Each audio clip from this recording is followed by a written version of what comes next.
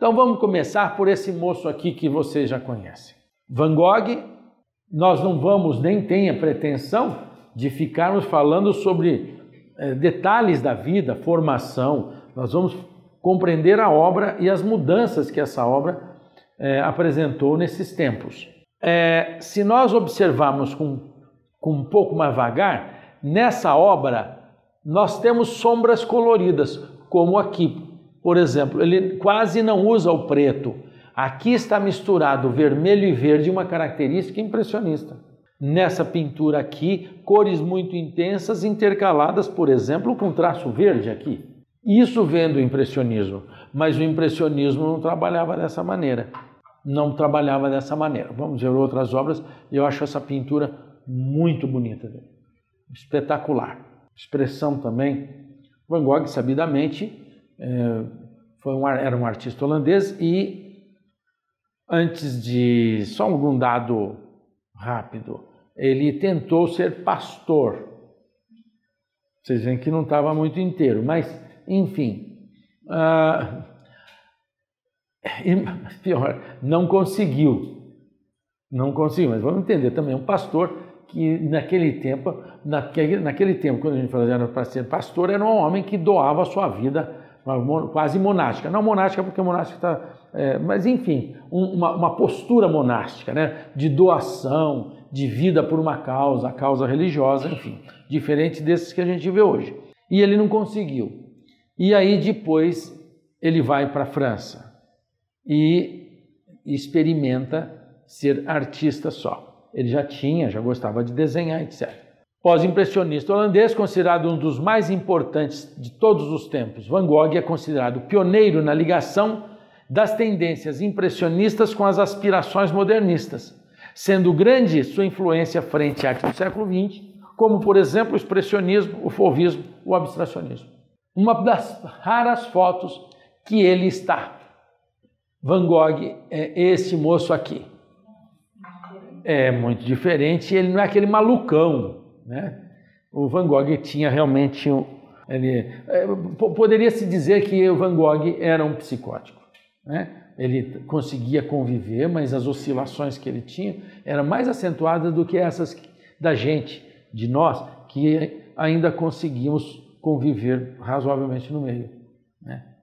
Porque só uma questão de quantidade, né? Ele tinha quantidade maior, né, de oscilações. E então ele tinha amigos, frequentava, e mesmo com o Gauguin, que está aqui o Gauguin, ele era muito amigo, gostava muito do Gauguin, mas brigavam ao ponto de... Parece ter uma briga de faca entre eles. Isso aqui é uma das primeiras pinturas dele, né, das primeiras pinturas, isso é, ele fez outras coisas, mas que se tenha preservadas, né? E essas ainda ele ainda está na Holanda, e ele vai pintar sapatos das pessoas, sapatos usados. E é interessante que eu não sei de quem eram esses sapatos, mas o sapato traz, para mim, porque tem uma experiência como jovem artista, quando era jovem, que também fiz o sapato que eu ia na faculdade. Eu andava muito para ir na faculdade, todo dia eu ia e voltava a pé. Então, cada um com as suas dificuldades, né? Cada um passou pelas suas. E para ter a faculdade, vamos fazer alguns sacrifícios, né? Então eu andava muito longe, da Rua da Consolação até a Estação da Luz, onde era a Faculdade de Belas Artes de São Paulo. Eu ia a pé e voltava carregando material todos os dias. E o sapato furou, né? Sapato que já tinha aquela meia sola. E aí, porque se punha essa meia sola, né? Parece que agora joga-se fora, né? É visual, né? Colocava-se meia sola.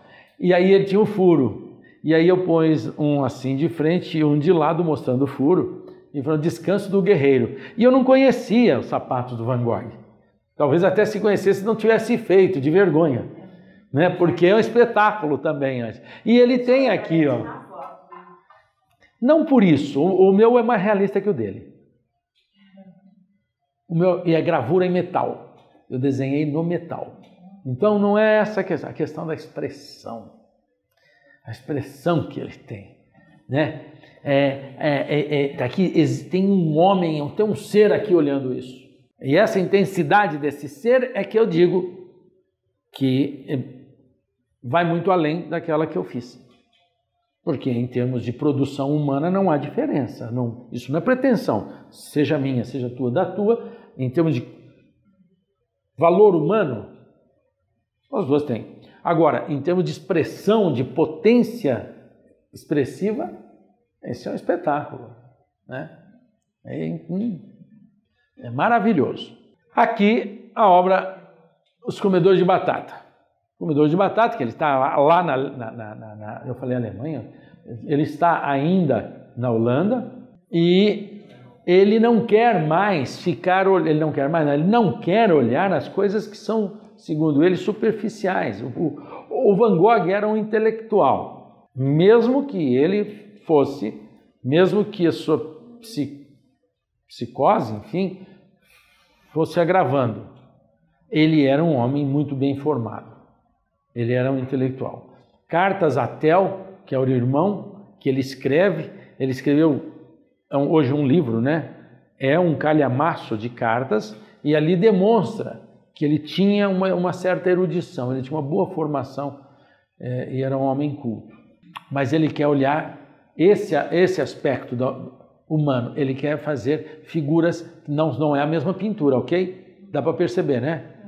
Tá, ok. É porque rapidamente parece a mesma, as duas parecem, mas não são. Autorretratos que o Van Gogh fez aqui mais à vontade, em 87, com essas pinceladas. Isso era uma heresia numa pintura nessa época.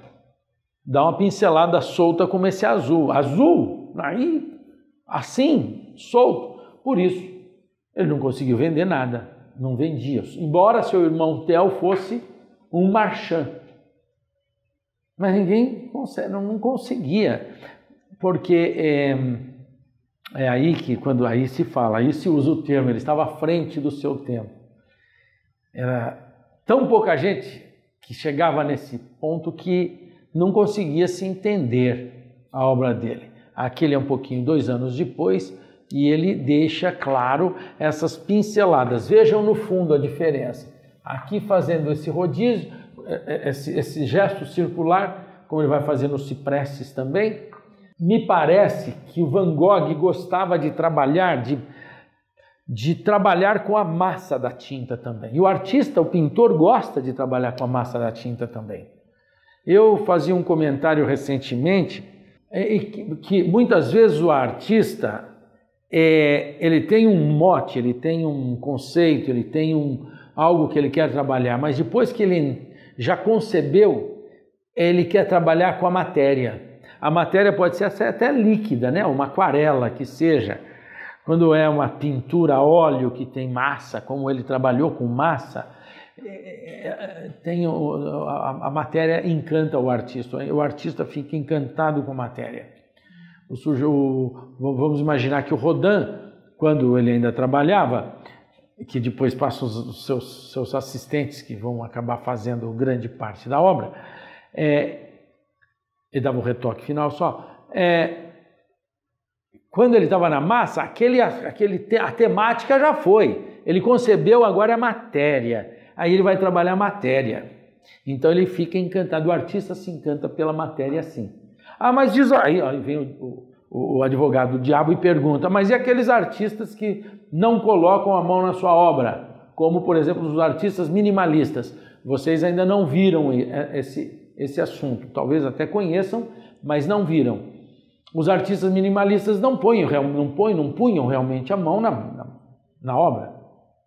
Faziam um projeto, mas ele se encantava com o resultado da matéria que ia ficar lá. Aliás, minimalismo é só matéria.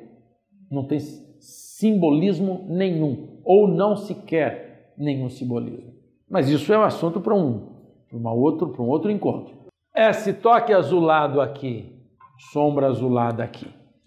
Batatas. Olha essas batatas, né? O traço dele é muito peculiar. É dele mesmo. Traço muito peculiar, isso, muito. Mas então, para chegar num traço pessoal, específico, muito exercício e uma liberdade de permitir-se ser. Quando ele vai fazer isso aqui, ele está se lixando com você aí.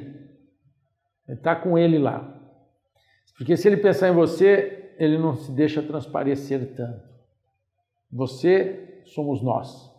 Ele não está preocupado, o artista não está preocupado com quem vai ver. Está preocupado com o que ele vê. Bom, nesse caso, percebe-se aqui uma capacidade de desenho, perspectiva muito grande. Alguns dizem, mas Van Gogh não sabia desenhar e vale uma nota. Normalmente falam dos valores das obras do Picasso.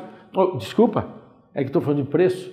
Lembrando do Picasso, que é o campeão dos preços. Mas Van Gogh também é. Não, nem se tem mais Van Gogh para vender. Quando surge um assim, é como esse que surgiu do Leonardo da Vinci, que dá a dúvida se é dele ou não é, mas é do grupo, da época, preciso ali, alguma coisa.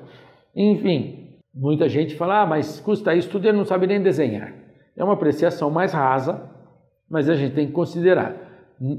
Às vezes, em algumas pinturas dele, realmente ele não demonstra esse conhecimento que ele tem aqui. E aqui ele tem bastante, ele demonstra com tranquilidade. Inclusive essa vareta em perspectiva. Porque ela não só, ela está paralela a isso aqui. Eu estou chamando de vareta, tá? Esse transepto, vamos dizer, ele está paralelo a esse barco aqui. Ele não está cruzado assim, no horizonte. Tá? Assim como esse também, cada um daí. Ele conhece de perspectiva. Alguém diz assim, mas olha essa figurinha aqui. Mas ele não estava interessado, para ele estava suficiente, o café do terraço da Praça do Fórum. E vejam o seguinte, ele trabalha dessa maneira aqui, mas ele não é chamado de pontilhista, como serão outros, que fazem quase um pontinho na pintura. No final vocês vão fazer a associação.